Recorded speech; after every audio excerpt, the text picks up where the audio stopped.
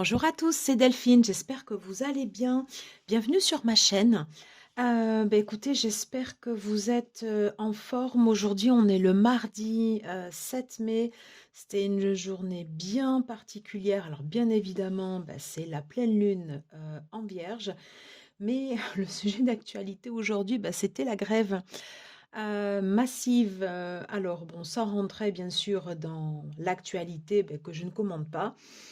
Ça a tous des répercussions, voilà, qu'on soit pour, voilà, qu'on la soutienne, ça a tous des répercussions, voilà, sur nos vies, sur le boulot, quand on est maman, quand on a les enfants à l'école et tout, quand on doit prendre des transports, quand on galère pour trouver de l'essence, voilà. Donc j'espère que vous avez pu arriver, voilà, à vous organiser. Voilà, et puis garder aussi un petit peu sous le coude pour les prochains jours. Voilà, parce que c'est pas fini. Écoutez, moi je prends le temps de vous faire la réponse au tag de Miss Florence. J'avais déjà posté en fait le premier tag sur Only 10 Mass Market côté tarot. Et là, du coup, c'est côté oracle. Moi, j'aime beaucoup ce tag. Merci Miss Florence. Voilà. Parce que c'est l'idée, voilà, d'aller chercher, voilà, dans des. On a tous envie d'avoir des jolis decks. Alors, c'est vrai que les auto-édités, ils sont tout. Il y en a qui sont magnifiques. Les prix sont très chers également pour certains. À plus forte raison, si vous le faites venir de l'étranger, vous payez des frais de taxes et des frais de douane. Donc, excusez-moi l'expression, mais alors ça coûte une blinde. Voilà, donc là, moi j'ai fait exprès de vous sélectionner 10 oracles que j'aime vraiment beaucoup et des français. Voilà. Alors j'adore, il y a des decks anglais que j'adore, mais j'ai fait exprès en fait de prendre des oracles. Si par exemple vous allez vous promener à la Fnac ou à Cultura, ou si vous avez envie de le commander sur d'autres plateformes, eh bien vous pouvez le prendre ou dans d'autres librairies spécialisées ésotériques. Voilà, écoutez, j'espère que ma sélection vous plaira. Alors, j'ai fait 3 séquences. En fait, j'ai sélectionné 10 decks. Bon, vous allez voir, il y a un deck qui est un peu plus particulier. Et on va commencer par les 6 premiers. Alors, c'est catégorie prédictif. Alors, la catégorie du prédictif, elle est toujours un peu particulière en ce sens que quand on fait un tirage, eh bien les cartes, en fonction de l'énergie que l'on a, nous montrent un chemin, nous montrent une voie, en fonction de l'énergie voilà, qu'on va refléter au moment en fait où on tire les cartes, ou aussi on tire les cartes pour une personne. Le fait que ce soit du prédictif, ça ne veut pas forcément dire que vous êtes obligé d'accepter ce tirage. C'est pas ça du tout l'idée. L'idée, c'est justement d'avoir son propre libre arbitre pour que si la voie, par exemple, nous convient, bien sûr, on sent au fond de nous ce que l'on ressent de juste et ce que l'on va mettre en place parce qu'on fait preuve aussi de discernement aussi par rapport au tirage. Donc on le sent au fond de nous quand ça nous parle. Quand ça ne nous parle pas ou quand le tirage ne nous plaît pas, ce qui n'est pas la même chose, il peut nous parler, mais il peut ne pas nous plaire. Et quand le tirage vous parle et qu'il ne vous plaît pas et que ça ne correspond pas à ce que vous souhaitez, c'est que l'énergie que l'on dégage montre en fait un chemin, une voie, en fonction voilà, de notre énergie. Donc, charge à nous après peut-être de mettre en place des actions correctives ou pas pour pouvoir contrer et prendre des chemins différents. Bon, j'arrête mon blabla, vous m'aurez compris. Premier deck que j'ai sélectionné, eh bien, c'est l'oracle Béline. Ça tombe bien, c'est un oracle qui cache, voilà. Donc, s'il a des choses à vous dire, il va vous les dire directement sous l'énergie des 7 planètes. Voilà. Et je trouve qu'en prédictif, il est très bon. Voilà. Il ne prend pas de détour.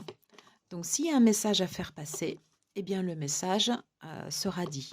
Libre aux consultants, voilà, à nous, à vous, à moi, voilà, bien sûr, d'accepter ou pas ce message et de faire ce que l'on doit faire si le message, ce qui est renvoyé, en fait, ne correspond pas. Le but étant, c'est d'aller à la réussite. La réussite, c'est pas forcément que les lauriers, c'est pas ça. C'est faire ce qui est ce que l'on sent juste au fond de nous et ce qui est aligné pour nous. Voilà. C'est pour ça que j'aime bien en fait ce côté comme ça un peu prédictif. Alors j'en ai sélectionné un avec une énergie totalement différente. C'est l'oracle des Médéors de Stéphanie Abdellan. D'abord, ben, j'adore les illustrations. Alors si, ouais, voilà, il se compose en fait comme ça en deux parties. Donc sur la partie prédictive, ce sont ces cartes. Voilà, j'aime beaucoup ce graphisme. Voilà. Et c'est pareil, voilà, c'est un oracle qui est généraliste. On peut mettre au milieu du tirage, mettre en fait, voilà, un thème sur lequel on souhaite aborder, que ça peut être par exemple soit les relations, soit le travail, soit le développement personnel. Et généralement, je trouve que c'est un deck qui répond plutôt bien. Voilà, avec des messages simples et c'est un deck voilà, qui reste facile et qui est très parlant. Il est associé à ces cartes, voilà, l'oracle des Médéors. Si vous souhaitez associer un soin énergétique en reliance avec le site que Stéphanie Abdellan a mis en place. Voilà. Pour justement ben, travailler sur vous. Voilà, donc j'aime beaucoup cet oracle. Tous les oracles que j'ai sélectionnés sont à des prix ultra accessibles. Là, vous voyez, en fait, c'est 24 euros. Donc voilà, c'est vraiment des oracles, même si les prix des oracles ont augmenté, ça reste encore voilà, très accessible. Alors, ensuite, le troisième oracle, la sagesse de l'oracle, carte divinatoire de Colette Baron-Hyde. Voilà, je vous le montre bien, donc toujours pareil, très connu. J'adore cet oracle. Alors, sur le guidebook, à chaque fois, vous avez... hop, pardon, je vais prendre par exemple l'île au trésor. Vous avez la signification principale, vous avez le message de l'oracle, vous avez un message pour le relationnel, un message de prospérité et un message de protection si vous tirez les cartes en inversé. Donc franchement, il y a vraiment de quoi faire avec cet oracle. Il est aux éditions Exergue et au prix de 25 euros. Et là, encore une fois, même si vous n'utilisez pas le guidebook, en intuitif, je trouve que, voilà, regardez, co-création, c'est, enfin, je sais pas, c'est un oracle qui fait appel également à la créativité, à notre enfant intérieur, où on va aller chercher voilà, des choses au fond de nous. Et je trouve que la façon dont c'est représenté, donc là on est, pardon, sur le deck de présentation, être équitable. Et j'adore aussi à chaque fois le fait de retrouver les personnages. Ouais, donc qu'on utilise en intuitif et ou avec les messages du guidebook. Il y a quelque chose de fin voilà, dans les messages. Et c'est un oracle comme ça qui paye pas de mine, qui est très fin dans ses réponses, qui est moins direct, il a une énergie beaucoup moins directe que le Béline, donc il prend des chemins comme ça un peu détournés, mais les messages sont tout aussi forts. Voilà. Et franchement, je trouve que c'est un oracle vraiment qui tient le coup par rapport à certains auto-édités. Encore une fois, moi j'adore les auto-édités, mais bon, on ne peut pas non plus toujours se le permettre, malheureusement. Voilà, donc ça c'était mon troisième oracle que j'avais sélectionné, la sagesse de l'oracle de Colette Baron-Hyde. Le quatrième, je fais un peu de place. Alors, j'avais envie voilà, de sélectionner un oracle sur les astres. Alors celui-là, je l'utilise beaucoup moins parce que maintenant, j'ai mes chouchous anglais. Voilà. dont un que j'ai reçu récemment, que je vous présenterai en review, qui est juste sublimissime. Mais celui-là, je l'ai énormément, énormément utilisé. Il était sorti aux éditions Arcana Sacra, voilà, à un prix de 22 €. Voilà, donc ça, franchement, ça vaut pas le coup de s'en priver. Et si vous n'avez pas de deck sur l'astrologie, commencez avec celui-là. Je trouve il est super simple. Alors vous avez un petit livret. Bon, je vais pas faire la review. Après, vous avez un autre livre que vous pouvez acheter à part. Donc vous avez à chaque fois donc les planètes qui sont représentées, vous avez les signes astrologiques et je trouve que on va dire en introduction à l'astrologie, il est carrément pas mal. Possibilité de dater aussi puisqu'on parlait de prédictif avec cet oracle et vous voyez en fait, vous avez des cartes yin et vous avez des cartes yang. Voilà. Donc je trouve que pour du prédictif, il est pas mal du tout. Il y a une belle énergie également sur ce deck. Alors c'est vrai que moi du coup je l'utilise beaucoup moins, mais au début je l'ai beaucoup utilisé. Ça bien sûr on est sur une carte dite Yang. Et par exemple voilà en carte Yin, on va avoir celle-ci. Il est très bien, l'Alliance. Un très beau deck aux éditions Arcana Sacra.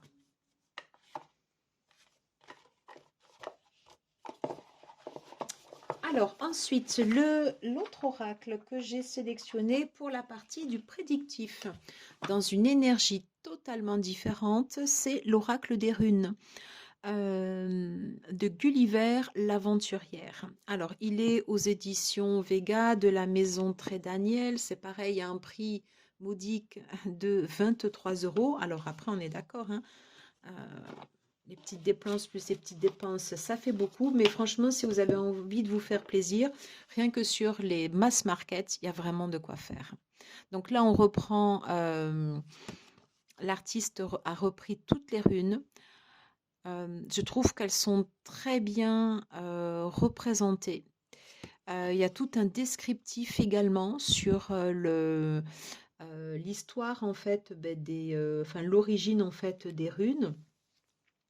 Certaines anecdotes aussi côté légendes celtiques sur les Vikings. Enfin, il est très bien.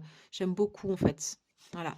Et pourquoi je l'ai sélectionné? Donc bon, mass market bien évidemment. Et dans la catégorie donc prédictive, c'est parce que c'est pareil, les runes en fait, ça vous montre, ça ne répond jamais ni par oui ni par non. Voilà. Un peu comme le tarot, sauf si vous faites le tirage avec les as. Mais c'est pas le but de faire des tirages, voilà, juste avec les as. Et donc là, c'est pareil, ça vous montre en fait euh, une voie. Voilà. Et en fonction de la voie qui vous est montrée, eh bien, vous pouvez décider ou pas de suivre cette voie et le cas échéant d'entamer en fait des actions soit pour suivre le chemin qui vous est montré ou tout simplement pour prendre un chemin sur lequel vous vous sentirez beaucoup plus en reliance. Voilà. On va terminer sur la rune Manaz qui justement parle de la reliance. Mais c'est un très bel... non, pardon. Allez, sur hop, la rune Ewose. Et si je ne me trompe, en fait, ici, on est sur l'impulsion, en fait, avant justement de prendre sa direction. On voit bien cette personne qui regarde, en fait, où elle va. Donc, cet oracle, il a un côté comme ça, très fin. Moi, je m'étais amusée à faire à chaque fois puisque les runes sont classées en trois catégories, voilà. Et je m'étais fait comme ça mes petits pense-bêtes. Mais ça, c'est un super oracle et voilà, accessible à tous.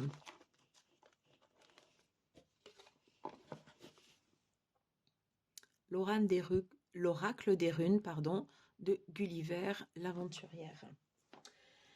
Alors, là, j'ai un peu triché pour cet oracle-là. En fait, ça, c'est pour la partie sentimentale. J'ai fait un mix entre l'oracle du soleil et le grand oracle de l'amour. Toujours pareil, de Mass Market, de Colette et Gérard Lougard, sorti aux éditions Trajectoire.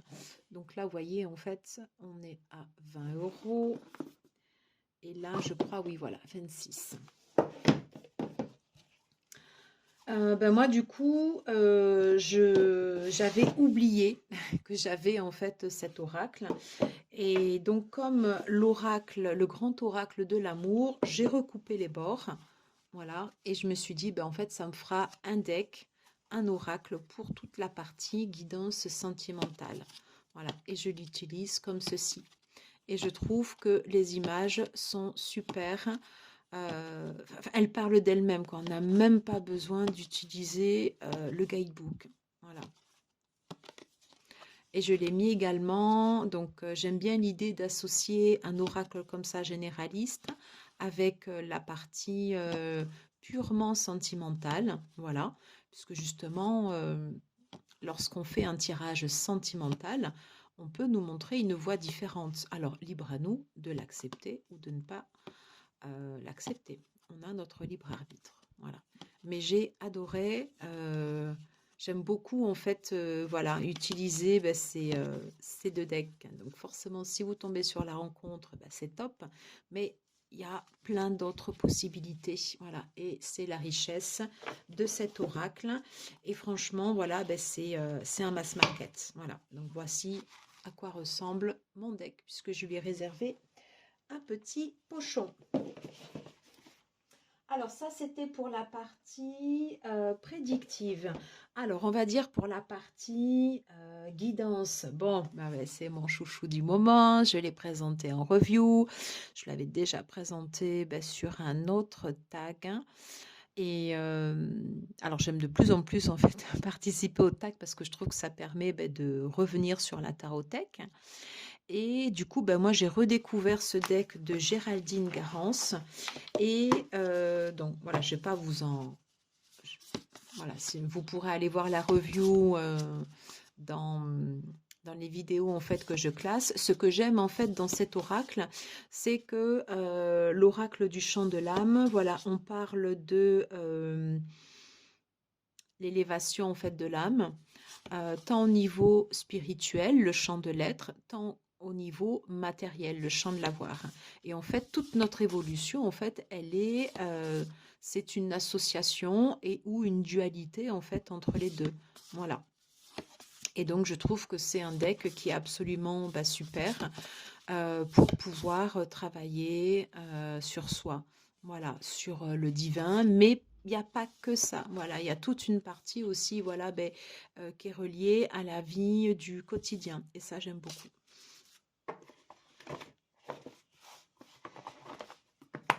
Donc voilà, si vous ne l'aviez pas vu, l'oracle de Géraldine Garance, Le chant de l'âme, qui était sorti aux éditions Exergue, et voilà, un prix de 26 €, donc très abordable.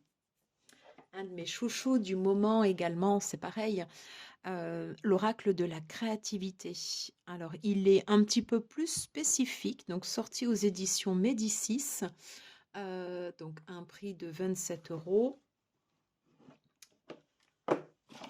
Si vous avez par exemple des travaux d'écriture à faire, si vous aimez peindre, si vous aimez faire du scrapbooking ou tout simplement faire des photomontages ou tout simplement écrire sur son journal, j'adore, voilà, il y a 11 chants sur la créativité qui sont repris au travers de ces cartes, voilà. Et il est ultra, ultra, ultra riche. J'adore cet oracle.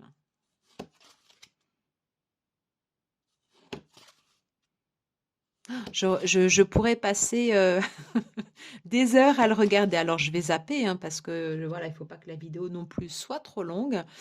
Mais voilà, c'est le fait de travailler sur soi, enfin de travailler sur soi, ça passe aussi en fait par la créativité. Et quand justement on va explorer tous les domaines de la créativité, et bien justement, ben, ça va renforcer l'image que l'on a de nous, qui peut devenir beaucoup plus positive. On a plus confiance et donc forcément, en fait, voilà, vous rentrez dans un engrenage, dans une roue positive. Et ça, c'est génial. Voilà. Et pour ça, regardez, l'ange de la joie. Est-ce qu'elle n'est pas magnifique, cette carte? Voilà. On va terminer sur celle-ci. Et donc, je l'ai mis en fait dans la sélection parce que vous allez avoir plein de decks sur le développement personnel. Alors, j'en ai sorti deux, mais je trouve que la créativité, on n'en parle pas suffisamment, pardon, et ça fait aussi partie, en fait, du développement personnel. Voilà, pour aller explorer son potentiel. Et ça fait énormément de bien. Voilà. Ok, alors je termine là par les deux derniers decks qui là sont purement travail personnel, développement personnel. Je l'avais déjà présenté sur la chaîne. C'est mon chouchou du moment également, l'oracle de la lanterne. C'est pour travailler sur la part féminine qu'il y a en soi, c'est-à-dire que même si vous êtes un homme, vous pouvez tout à fait travailler en fait ici sur ce deck. On travaille sur le féminin sacré. Voilà.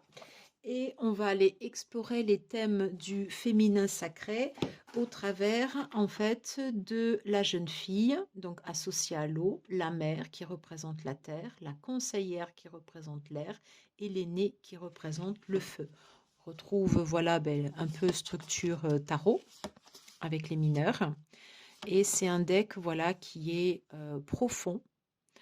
euh, qui représente un peu tout type d'archétypes.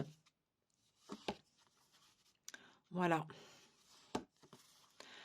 Euh, donc accessible parce que mass market, voilà. On n'est pas sur un deck qui est trop girly. Moi, je sais que j'aime pas trop. Enfin, je sais pas, j'ai pas d'affinité. Je ne dis pas qu'ils sont pas bien. C'est juste que je n'ai pas d'affinité. Et par contre, celui-là, de suite, j'ai eu quelque chose. Voilà. Et donc, en travail sur soi, je trouve il est superbe.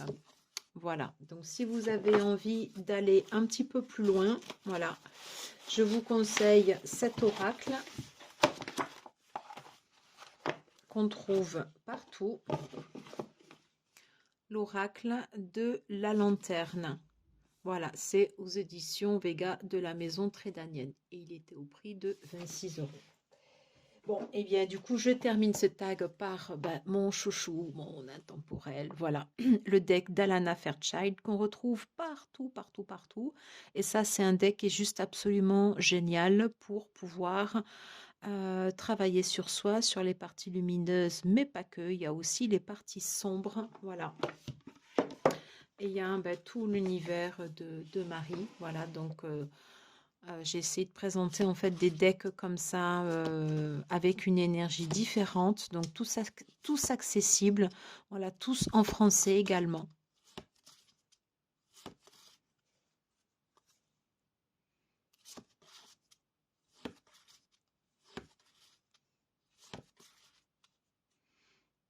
Et ce deck, il est génial. Voilà, je vous l'avais déjà dit, hein, je crois, mais bon, c'est mon deck de chevet.